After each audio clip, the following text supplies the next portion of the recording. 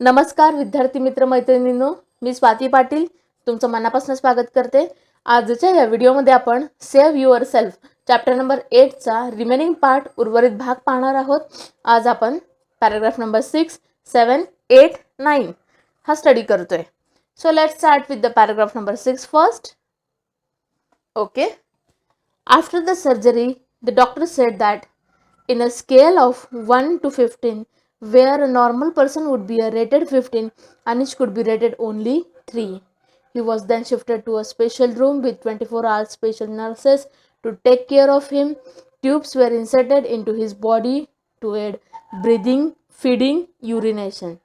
See, my dear students, now his operation, the surgery has completed.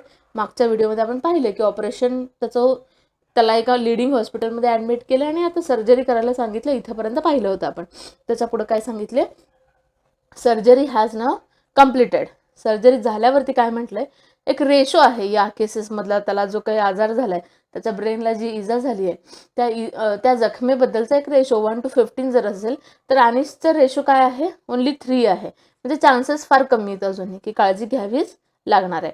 Now C, he has shifted to a special room and 24 hours there are a special nurse to take care of him. 24 तास continue त्याच्या अवतीभोवती nurses आहेत, हॉस्पिटलचे proper सगळा staff आहे की जे त्याची काळजी घेत आहेत. Tubes were inserted into his body to aid breathing, feeding and urination. सगळ्या गोष्टींसाठी ट्यूब्स इन्सर्ट केलेले आहेत, श्वसनासाठी, फीडिंग करण्यासाठी, युरिनसाठी, सगळ्याच गोष्टींसाठी. The right side of his skull was cut open and kept in his abdomen for future use. त्याचा स्कलचा जो आपण असं म्हणू शकतो की बोन फ्रेमवर्क किंवा कवटी जी आपण म्हणतो मराठीमध्ये, त्याचा भाग थोडासा कट ओपन करून ठेवलाय की जे फ्युचरमध्ये काहीतरी फायदेशीर होईल आणि तो बरा होऊ शकेल. The only movement in his body were that of his head which moved to right, left and his eyeballs. There are only two movements. त्याचे eyeballs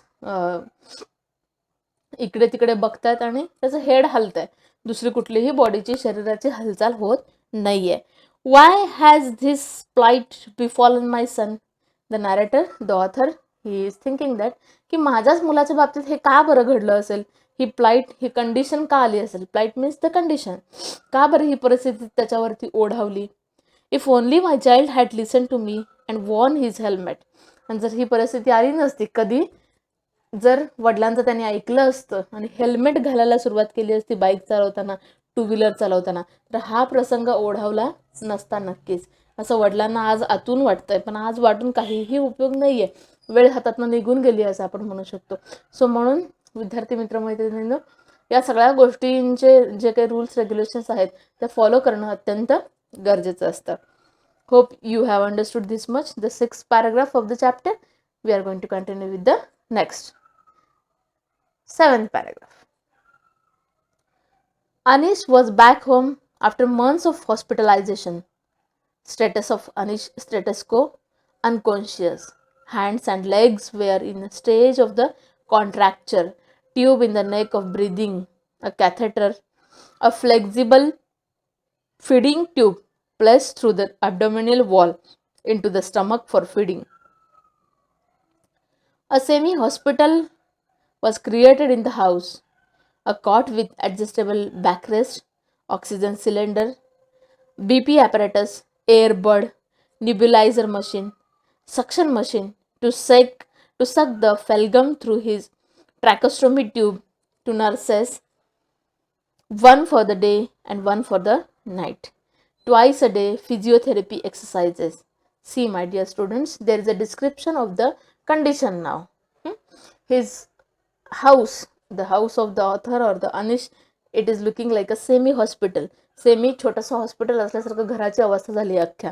काय काय डिस्क्रिप्शन्स, डिटेल्स दिलेत पहा, कसं वर्णन केलंय. 3 months Anish was back home after months of hospitalisation. हॉस्पिटलमध्ये बराचसा पिरियड गेल्यावरती त्याला घरी आणण्यात आणलंय आणि आता त्याचं स्टेटस, त्याची अवस्था काय आहे, अनकॉन्शियस आहे. अजूनही तो अनअवेअर आहे. त्याला कुठल्याही फॅक्टचा, रियालिटीचा गंध नाही. वास्तवात काय चाललंय ही डोंट नो. त्याच्यासोबत काय होतंय हे त्याच्या लक्षात येत नाहीये. Hands and legs were in the stage of contracture tube. बांधून ठेवलंय हातपायांना. सगळीकडे ट्यूब इन्सर्ट केलेले आहेत ब्रिदिंगसाठी. फ्लेक्झिबल ट्यूब आहे, त्याला कॅथेटर असं म्हटलंय. आणि या सगळ्या ट्यूब इन्सर्ट करून स्टमकमध्ये त्याला म्हणजे फिडिंग व्हावं, काहीतरी पोटात अन्न जावं, यासाठी ट्यूब इन्सर्ट केले आहेत. आणि हाऊस म्हणजे एक सेमी हॉस्पिटल झालंय. कॉट जो बेड आहे तो कसा आहे, इट इज ॲडजस्टेबल बॅकरेस्ट, बॅकला रेस्ट मिळावी म्हणून प्रॉपर पेशंट्सना रेस्ट मिळावी या दृष्टिकोनातून तयार केला गेलेला बेड आहे. ऑक्सिजनचं सिलेंडर लावलं आहे, बीपीचं ॲपरेटस लावलं आहे, बीपीचं मशीन आहे, एअरबड आहे, न्यूबिलायझेशन मशीन आहे. न्यूबिलायझेशन मशीन म्हणजे आपण म्हणू शकतो की ब्रिदिंगसाठी, श्वसनासाठी कुठं प्रॉब्लेम येऊ नये त्यासाठी. सक्शन मशीन आहे की जी लिक्विड प्रोव्हाइड करण्यासाठी वापरली जाईल. किंवा काय सांगितलं बघा, suction machine to suck the phlegm through his tracheostomy tube. त्याच्या श्वसन नलिकेमध्ये जर कफ असेल, त्याला कशाचा त्रास झाला तर तो बाहेर काढण्यासाठी, सक करण्यासाठी त्या मशीनचा देखील वापर होऊ शकतो. आणि 2 नर्सेस अपॉइंट केले गेलेले आहेत, एक डेसाठी एक नाईटसाठी. आणि ट्वाईस अ डे 2 वेळा फिजिओथेरपी एक्सरसाइजेस होत आहेत, म्हणजे शारीरिक हालचाली करून घेतल्या जातात त्याच्याकडनं हातपायाच्या वगैरे. वी कुड only look helplessly our suffering child and wish that nobody should ever go through this terrible situation. See, they can't do anything, the parents of the Anish. The parents काही करू शकत नाहीत. Only they are looking at him helplessly because situation हातात नाहीये, हातामध्ये काहीही राहिलेलं नाहीये. त्यांना फक्त बघावं लागतं की आमचा चाइल्ड, आमचा मुलगा सफर करतोय, त्या सगळ्या प्रवासातनं जातोय आणि आम्ही त्याला काहीच मदत करू शकत नाहीये.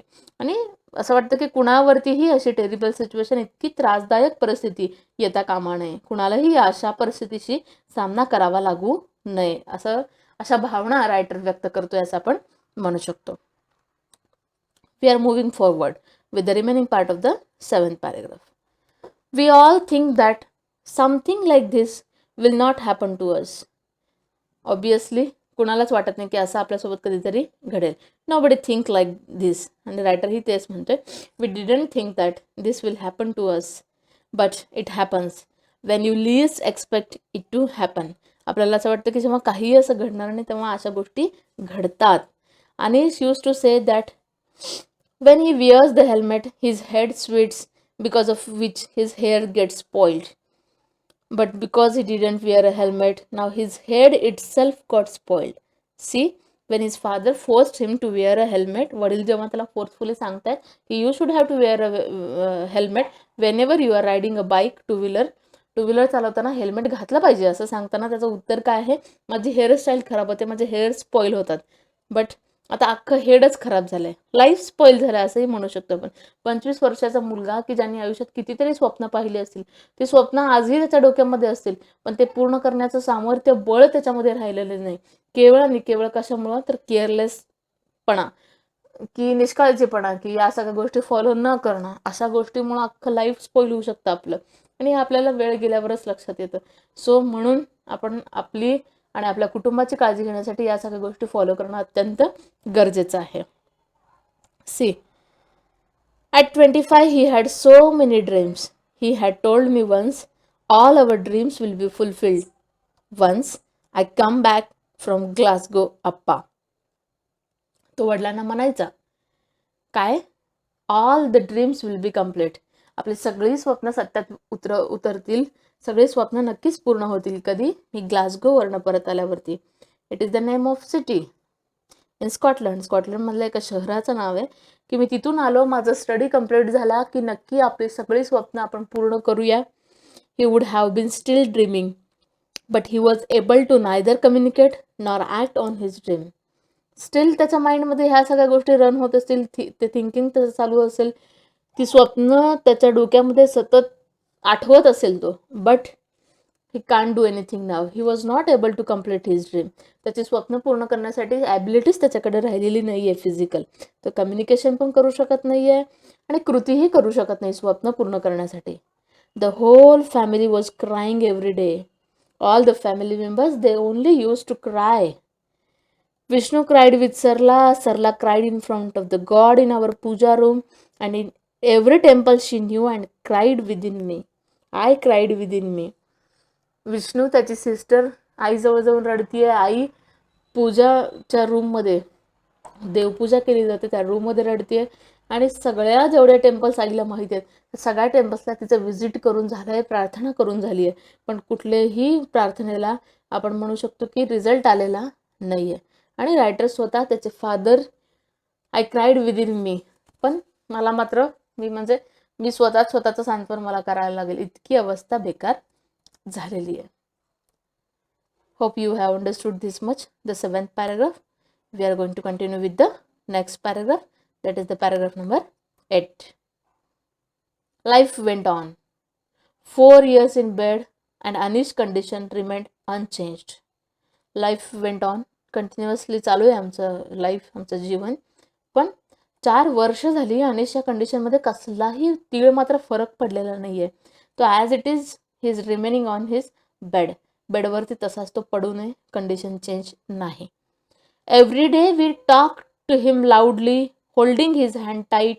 Sometimes he moved his mouth as if to say love you in response to my love you. वडील म्हणतात की आम्ही रोज त्याच्याशी मोठ्याने बोलायचा प्रयत्न करतो. Whenever I say him love you, मला असं वाटतं की may be he is responding, तो लव यूला रिस्पॉन्ड करत असावा. We played his favorite music for him. त्याचं आवडतं संगीत त्याच्यासाठी वाजवलं चाललंय. There would be no expression on his face, but we could understand that he could smell the aroma of food when Sarla cooks. कुठल्याही गोष्टीला तो रिस्पॉन्स करत नाही आहे, म्युझिकला वगैरे कुठलेही एक्सप्रेशन त्याच्या चेहऱ्यावरती नव्हते. बट आई जेव्हा स्वयंपाकघरामध्ये काहीतरी बनवतीये, काहीतरी शिजवतीये, तेव्हा तो जो काही स्मेल आहे, तो जो काही आरोमा आहे, त्याचा सुगंध दरवळतोय घरामध्ये आणि त्या सुगंधाला मात्र तो कुठेतरी हालचाल करतो असं जाणवतं या सगळ्यांना, फॅमिली मेंबर्सला. म्हणजे this attachment he has with his family. He attachment आहे, ही जवळीकता आहे त्याची त्याच्या फॅमिलीशी असलेली. Every month we took him for review in an ambulance. We tried all kinds of treatment techniques but nothing actually bettered his condition. आम्ही सगळं try करून झालं, पण त्याच्या परिस्थितीमध्ये कसलीही सुधारणा झालेली नाही. 4.5 years passed by. 4.5 वर्ष झाली.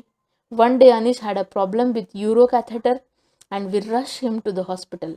एकदा त्याला युरिनचं जे काही ट्यूब आहे त्याच्याशी रिलेटेड प्रॉब्लेम आला आणि immediately they went to the hospital. हॉस्पिटलला जावं लागलं. There he developed a breathing difficulty and collapsed. And at that time he found the problem in breathing. श्वास घेण्यासाठी त्याला काहीतरी अडचण झाली असावी, डिफिकल्टी निर्माण झाली अँड ही कोलॅप्स्ड. तो खाली कोसळला, तो पडला. His painful life had come to an end. तिथंच त्याची डेथ झाली, त्याचा लाईफ संपलं, जीवन प्रवास संपला. For us it was a huge loss. We could only stand by helplessly as our dear son departed us forever and they can't do anything. आपला मुलगा, आपला स्वतःचा मुलगा सोडून गेला आयुष्यामधनं आपल्याला, हे बघण्याशिवाय हातामध्ये दुसरं काहीही राहिलेलं नव्हतं त्यांच्या, दुर्दैवानं. Hope you have understood this paragraph, 8th paragraph. We are going to continue with the next 9th paragraph, the last one. Life is a precious, irreplaceable gift. My dear students, this is the most important quotation, proverb in the chapter, I think. मला असं वाटतं की सगळ्यात महत्त्वाचं वाक्य आहे. Life is a precious. जीवन अत्यंत मौल्यवान आहे. ते असंच तुम्हाला मिळालेलं नाही आहे, ते आपल्याला जपता आलंच पाहिजे. इररिप्लेसेबल गिफ्ट आहे. We can't replace it. तुम्ही असं नाही म्हणू शकत की मी हे करून माझं जीवन घेऊन येईन, ते करून पैसा अमुक तमुक, ह्या गोष्टींनी आपलं जीवन आपल्याला कधीही कुठेही परत मिळणार नाही. तर ते आपल्याला आहे जे मिळालंय ते जपून ठेवता आलंच पाहिजे. आपलं आरोग्य, आपलं शरीर, या सगळ्या गोष्टी अत्यंत महत्त्वाच्या आहेत. And when everything in life goes smoothly, if only we could adhere to the available safety and intelligent measures, most of the time we can save our life and spare the grief of our dear ones. Means आपण आपलं life smoothly छानपैकी run करू शकतो. जीवन प्रवास निरंतर चालू राहील. कधी? If we adhere to the available safety, means if we maintain the safety, सुरक्षिततेला जर आपण महत्त्व देत गेलो तर, and intelligent measures most of the time we can save our life and spare the grief of our dear ones. आपण आपलं life save करू शकतो आणि आपल्या जवळच्या लोकांचं, आपल्या फॅमिलीचं ग्रीफ, त्यांचं दुःख आपण कमी करू शकतो. त्यांना इतका वेदना देण्याचा आपल्याला काहीही अधिकार नाही असं आपण म्हणू शकतो. आपण त्यांच्याशी देणं लागतो आपलं, आणि ऑब्व्हियसली आपल्याला ती रिस्पॉन्सिबिलिटी पार पाडावी लागणार आहे. आणि आपल्याला स्वतःची काळजी घेणं फार महत्त्वाचं आहे. आपल्या नाहीसाठी तर कुटुंबासाठी तर आपण ती घेतलीच पाहिजे. असा एक संदेश देणारा हा चॅप्टर होता. Hope you have understood the message given by the रायटरनी श्रीधर आरने दिलेला मेसेज तुम्हाला कळला असावा नक्कीच, आणि तो तुम्ही फॉलोही कराल. अशा प्रकारे हा चॅप्टर आज आपण इथं संपवतोय. नक्कीच तुम्हाला कळालं असेल. नसेल कळलं तरी विचारायला विसरू नका. अवश्य विचारा, कमेंट्स करा. या चॅप्टरचे सगळे डिफिकल्ट वर्ड्स या व्हिडिओच्या डिस्क्रिप्शन बॉक्समध्ये तुम्हाला अवेलेबल करून दिले जातील. ते सगळे पहा, वहीमध्ये नोट डाऊन करून घ्यायला विसरू नका, की ज्याचा तुम्हाला नक्कीच फायदा होणार आहे. We are going to continue with the next chapter. शेवटचा चॅप्टर आपला जो राहिला आहे 9th one, तो चॅप्टर आपण पुढच्या व्हिडिओमध्ये कंटिन्यू करूयात. थँक्यू.